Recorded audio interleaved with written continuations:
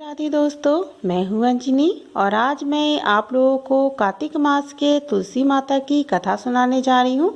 पवित्र कार्तिक मास आरंभ हो चुका है और ऐसा माना जाता है कि कार्तिक के महीने में जो भी औरतें तुलसी माता को जल चढ़ाती हैं, उनके सम्मुख घी का दीपक जलाती हैं और उनके सम्मुख बैठकर उनकी कथा सुनती हैं, उनकी सारी मनोकामनाएं पूर्ण होती है।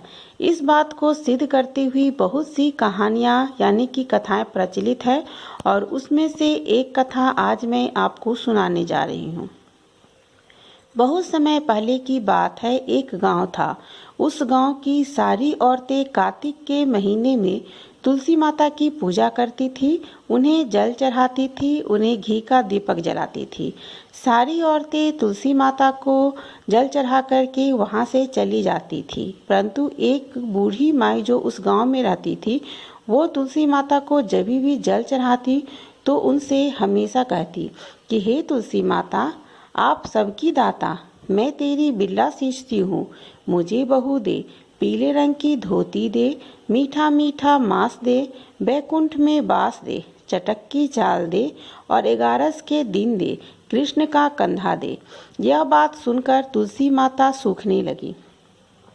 तब भगवान श्री कृष्ण ने कहा कि हे तुलसी, मैं देख रहा हूँ प्रतिदिन सारी औरतें आपके ऊपर जल चढ़ाती हैं, फिर भी आप क्यों सूख रही हो। तब तुलसी माँ ने कहा कि हे प्रभु, आप मेरे मन की बात मत पूछिए। तब भगवान श्री कृष्ण ने कहा कि हे तुलसी, अगर मैं आपके मन की बात नहीं पूछूंगा तो कौन पूछेगा।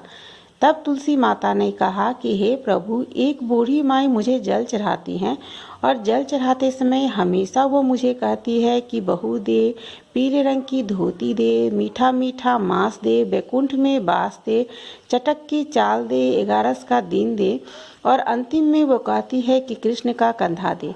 तो हे प्रभु, मैं उसे सभी चीज़ तो दे दूंगी, परंतु मैं आपका कंधा उसे कहाँ से दूंगी। तब भगवान श्री कृष्ण ने हंसते हुए कहा कि तुलसी, आप चिंता बिल्कुल मत करें। आप बूढ़ी माई को बोल दे कि जब वो मरेंगी तब मैं उन्हें कंधा देने चला जाऊंगा। समय बीता चला गया और एक दिन बूढ़ी माई मर गई। सब लोग उसे लेने आए तो बूढ़ी माँ का शरीर बहुत ही भारी हो गया। तब सभी लोगों ने कहा कि ये तो इतना पूजा पाठ करती थी, पाप नष्ट होने की माला फेरती थी, फिर भी बारी हो गई। तब भगवान श्री कृष्ण ब्राह्मण के भेष में आए और उन्होंने सभी से पूछा कि क्या हुआ। सब लोगों ने कहा कि ये बुढ़िया पापन थी, मर गई और पाप की वजह से भारी हो गई है, इसलिए उठ नहीं रही है। तब भगवान श्री कृष्ण ने बूढ़ी माई के कानों में जाकर के कहा कि हे बूढ़ी माई, मन की निकाल ले, पीताम्बर की धोती ले, मीठा मीठा मांस ले, बैकुंठ का बास ले, चटक की चाल ले, चंदन की काठ ले, झालर की झंकार ले, दाल भात को जिम और कृष्ण का कंधा ले। फिर यह बात सुनकर बूढ़ी माई हल्की हो गई।